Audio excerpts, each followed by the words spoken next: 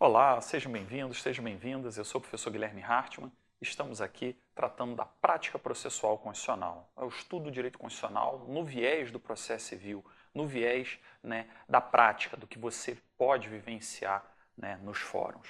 E aí vejam só, deixa eu me apresentar a vocês. Meu nome é Guilherme Hartmann, eu sou advogado há 20 anos, atuo na advocacia civil, empresarial, imobiliária. Sou professor concursado de processo civil da Universidade Federal do Rio de Janeiro, UFRJ, a Faculdade Nacional de Direito, e também tenho mestrado e doutorado em Direito Processual na Universidade Estadual do Rio de Janeiro. Qualquer dúvida que tenham, vocês têm aí meu Instagram, Guilherme K. Hartmann, fica em divulgação, um Instagram profissional, e eu também aproveito para divulgar essas duas obras que eu participei, o livro branco Competência no Processo Civil, da editora Juspodium, está esgotado e vai sair a próxima edição provavelmente em 2024 ou 2025, está ali em fase de preparação, e o Petições e Prática Civil, sexta edição 2024 da editora Ridel. Tá? Foi repaginado, é um livro que tem aí uma grande acolhida do público prático, do público da advocacia. Por quê? Porque são peças com comentários. O Rodolfo é o coautor aqui, ele juiz e eu advogado, a gente fez uma tabelinha tratando de comentários sobre petição. Então não é só o texto da petição, não é só indicações aí de como funciona uma audiência, mas também comentários indicativos de jurisprudência. É um livro bem interessante para você anotar. Bom, inclusive tem mandado de segurança, tem algumas ações constitucionais ali colocadas. Agora, para a aula de hoje, o nosso assunto é ação civil pública. Então vamos lá, a ação civil pública é uma ação constitucional?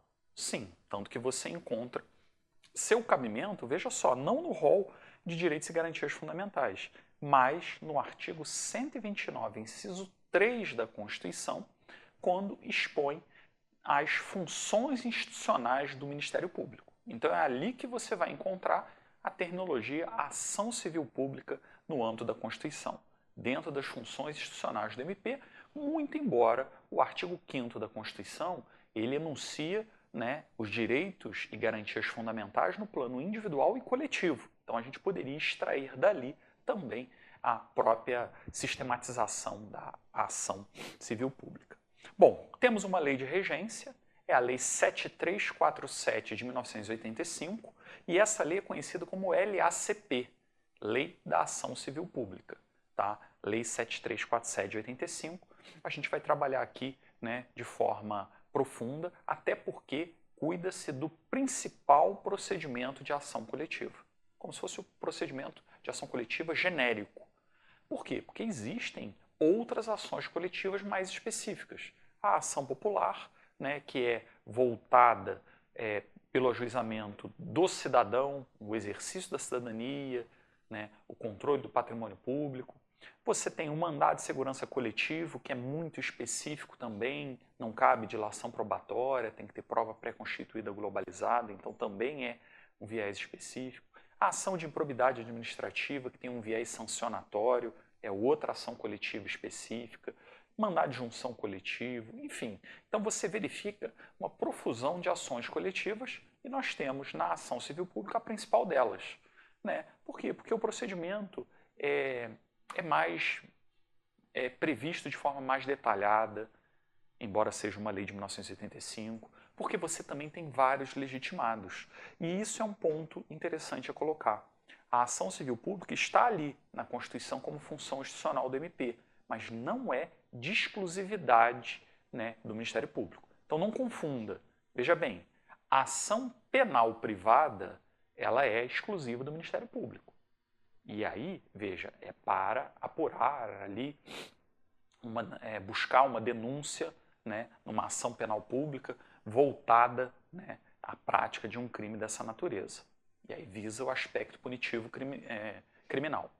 Já a ação civil pública, o MP é um dos legitimados, porque uma associação, uma defensoria, enfim, também podem se valer dela, e é uma ação coletiva. Então, a ação civil pública é uma ação coletiva, Você tem que trabalhar a partir dessa ideia.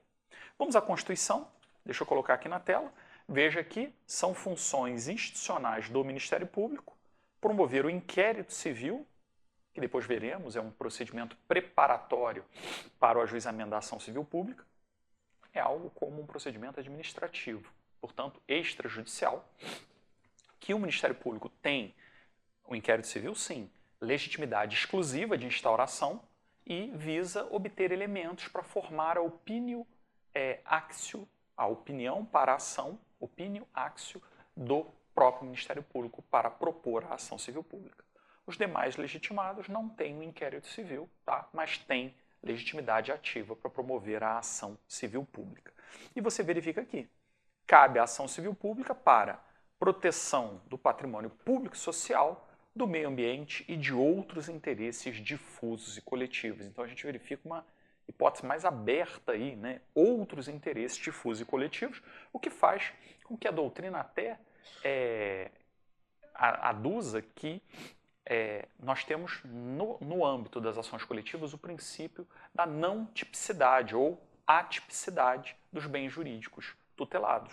Por quê? Porque qualquer interesse difuso ou coletivo pode aqui ser tratado. E é isso mesmo que a gente verifica, veja aqui, na própria lei da ação civil pública. Lei 7347 de 85, veja, ação civil pública, e no artigo 1º ela fala dos bens jurídicos defendidos coletivamente. Meio ambiente.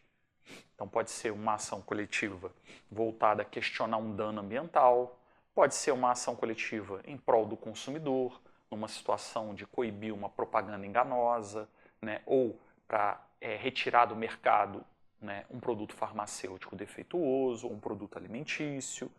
Você tem ação coletiva em proteção de valores estéticos, histórico, turístico e paisagístico. Veja, as várias acepções de patrimônio público, não necessariamente patrimonial, né? Nós temos aqui a visão aberta da atipicidade dos bens jurídicos tutelados no âmbito coletivo, qualquer outro interesse difuso ou coletivo. Tem aqui a infração à ordem econômica, à ordem urbanística, honra e dignidade de grupos raciais, étnicos ou religiosos e até a possibilidade de proteção do patrimônio público social. Mas, enfim, o que você tem aqui? Uma ação coletiva com a possibilidade de proteção de vastos bens jurídicos que se enquadrem nesse viés coletivo que a gente ainda vai trabalhar. Agora, no plano normativo, eu queria destacar que você deve interpretar a lei da ação civil pública em conjunto com as outras leis do processo coletivo. A gente vai chamar isso de microsistema de tutela coletiva. Microsistema de tutela coletiva, várias leis sobre tutela coletiva que vão se interpenetrar, que vão interagir entre si. Eu ainda vou falar isso melhor, mas já destaco que o artigo 21 da LACP, da Lei 7347 de 85, determina a aplicação, né, analógica, sistemática do Código de Defesa do Consumidor. Mesmo, atenção, que não seja matéria consumerista. Então, eu quero dizer, o CDC, Lei 8.078 de 90, ele prevê, claro, a proteção do consumidor, mas ele tem um capítulo sobre proteção do consumidor no plano coletivo. E aí ele tem a definição de direitos defendidos coletivamente, fala de coisa julgada no processo coletivo, e isso pode ser aplicável à ação civil pública que não trate de matéria consumerista.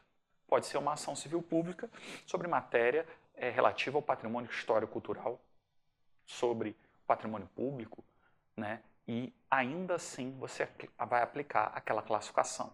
Vai aplicar a classificação dos direitos defendidos coletivamente e também a definição de coisa julgada. Bom, são informações iniciais, então, de caracterização do Instituto que nós vamos estudar,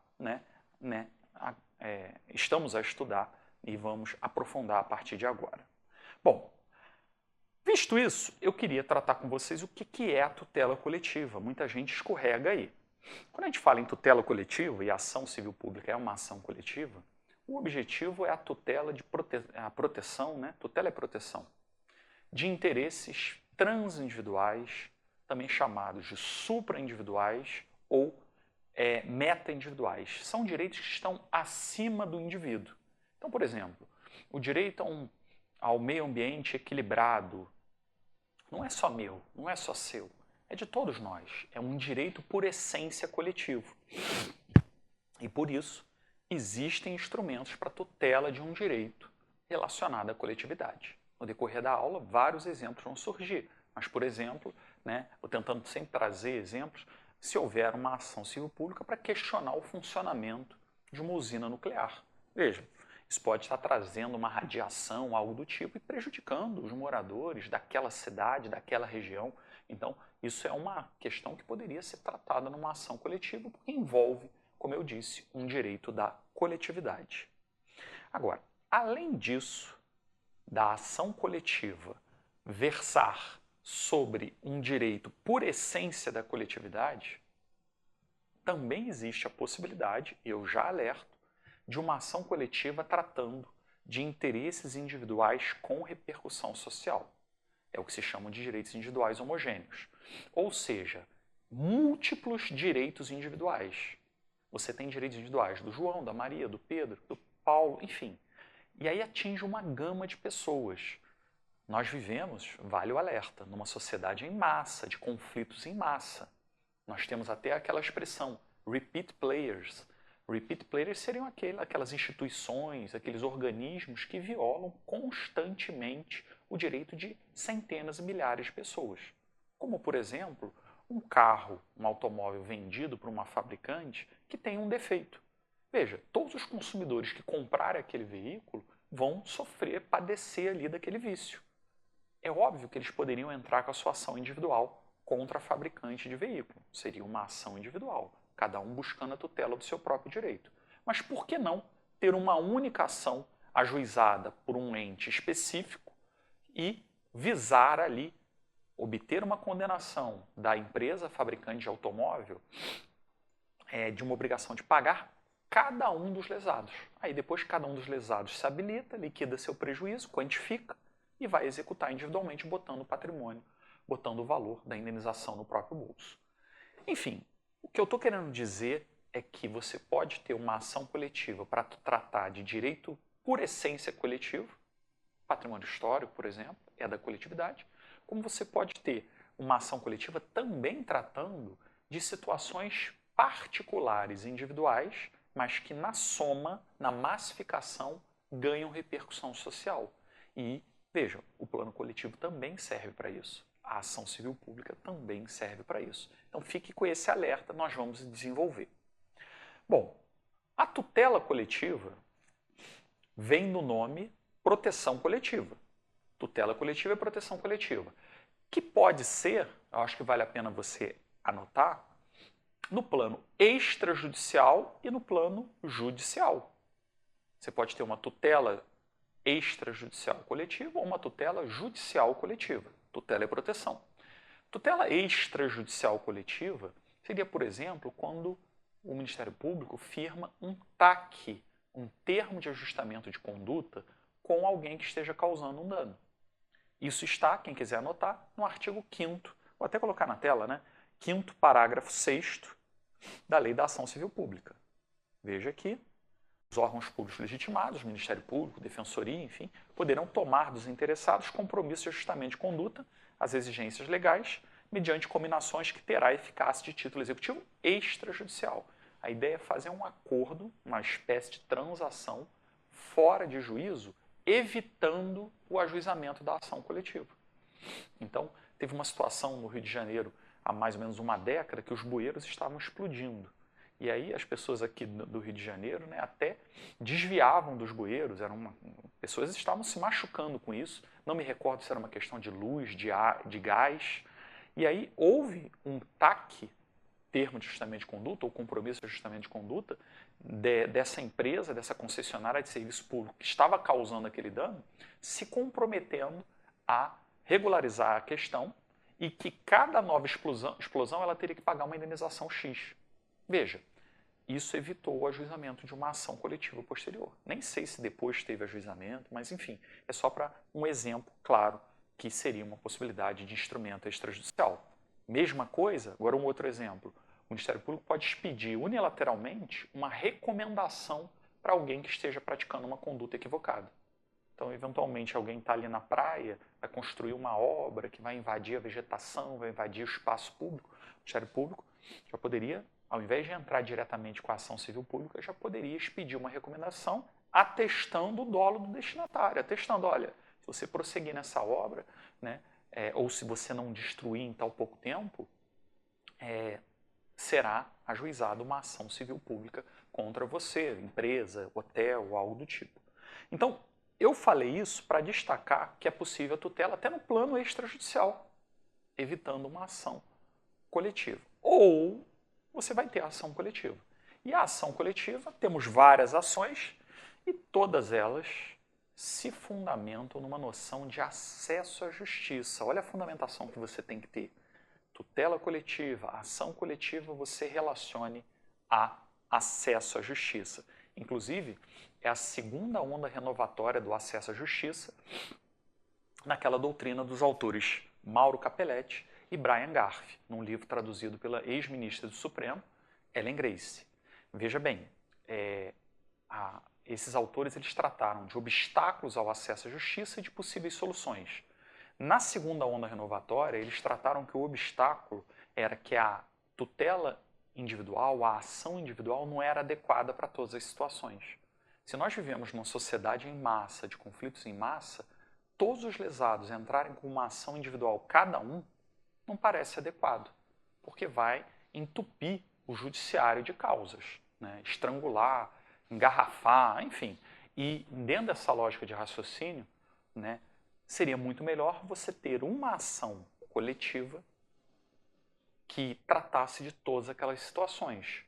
E, naturalmente, que essa decisão gerasse efeitos para fora do processo, atingindo as vítimas, beneficiando as vítimas, os substituídos. Então, essa é a ideia do processo coletivo e por isso que você relaciona com o acesso à justiça, porque é uma linha de raciocínio de prestigiar uma melhor tutela de direitos. Bom, e aí na parte de baixo do slide, eu coloco para vocês as características do processo coletivo, porque você tem que saber diferenciar uma ação individual de uma ação coletiva. Vamos lá, primeiro uma ação individual. Imagine, eu, Guilherme, fiz um contrato de locação com alguém, houve um litígio. Aí eu vou ajuizar uma ação individual. Ou eu comprei um produto numa loja, teve um defeito, eu ajuizo uma ação contra a loja. Então veja, essas duas situações são ações individuais. Quais são características das ações individuais? Primeiro, a legitimidade ordinária. Ordinária no dicionário comum. Legitimidade ordinária é que eu vou em nome próprio defender direito próprio. Eu vou como autor defendendo meu próprio direito. E a segunda característica das ações individuais, a coisa julgada é inter partes, artigo 506 do CPC. Inter partes é entre as partes às quais é dada. Faz sentido, porque as partes que participaram do processo puderam exercer o contraditório. Então, veja, se eu entro com uma ação contra a loja e venço, a sentença só vai gerar efeitos para mim. A Maria, que também comprou um outro produto e teve defeito, ela não é atingida. Ela vai ter que entrar com sua própria ação individual. Então, repito, ação individual, legitimidade ordinária, você vai em nome próprio defender direito próprio, e a coisa julgada é inter partes, artigo 506 do CPC, coisa julgada entre as partes às quais é dada. Agora, vamos lá, numa ação coletiva, quais características você tem? Primeiro, a legitimidade extraordinária, extraordinária sai do comum. Como é a legitimidade extraordinária? Artigo 18 do CPC. O ordenamento jurídico autoriza alguém a ir em nome próprio defender direito alheio.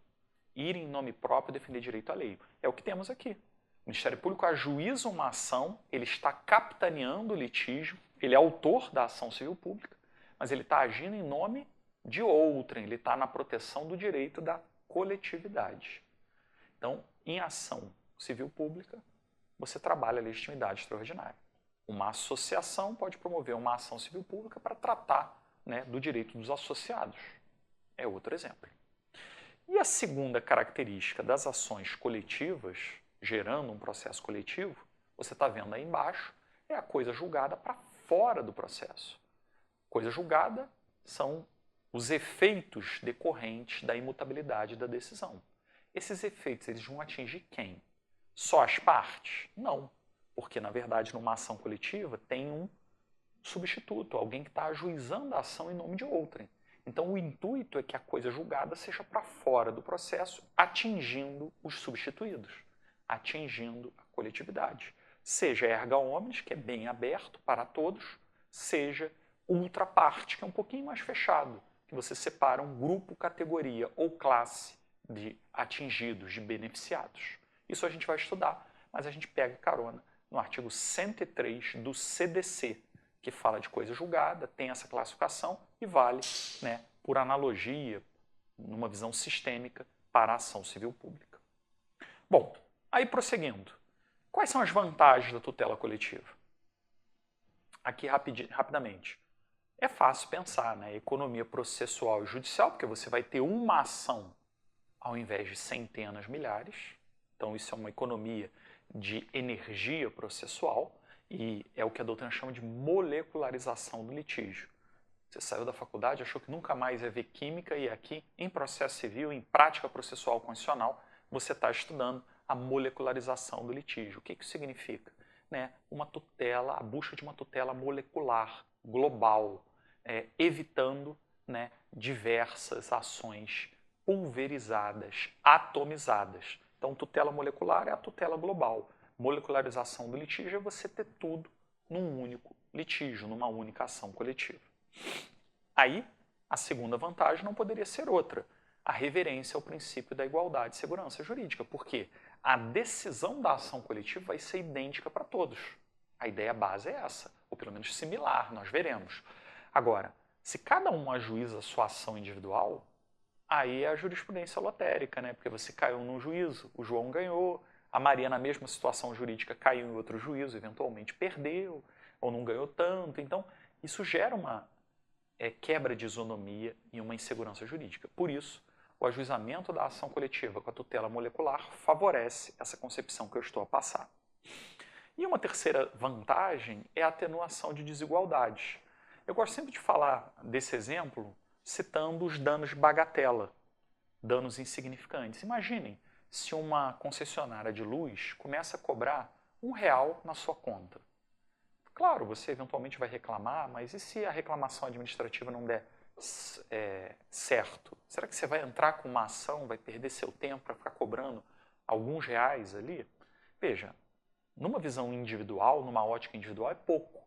Mas quando você bota isso num plano global, isso é uma espécie de litígio que encontra melhor proteção, né, no âmbito da ação coletiva. É fácil pensar dessa maneira, né? Então essa expressão, inclusive daqueles autores, Mauro Capelletti e Brian Garf, que é direitos à procura de um autor, seriam na verdade direitos, lesões a direitos que ficariam aí vagando se não existisse ação coletiva como meio próprio para essa tutela. Então, bem interessante essa expressão, direitos à procura de um autor.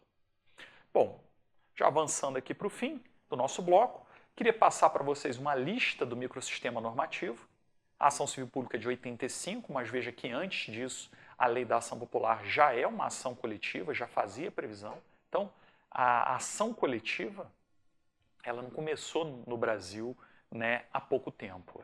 O Brasil tem até um sistema avançado de tutela coletiva, embora com uma eficácia prática questionável. Mas nós temos vários diplomas. Vale mencionar o CDC, artigos 81 ao 104, da Lei 8.078 de 90, que prevêem ali um capítulo de defesa do consumidor no plano coletivo. A ação de improbidade administrativa 8429 de 92, que foi repaginada em 2021, e aí você tem mandado de segurança coletivo, mandado de injunção coletivo, você tem normas, passei aqui o slide, sobre tutela coletiva no ECA, Estatuto da Criança e Adolescente, no Estatuto do Idoso, na Lei Maria da Penha, tem proteção coletiva das pessoas com deficiência em lei específica, alterada pelo Estatuto da Pessoa com Deficiência, e tem até ação civil pública de responsabilidade de danos causados aos investidores no mercado de valores mobiliários, uma lei até antiga de 89. Então vocês vejam quantos diplomas sobre o assunto. E aí eu caminho com vocês até aqui, que é o microsistema normativo. São várias normas que vão se interpenetrar. Sabe o que eu quero dizer?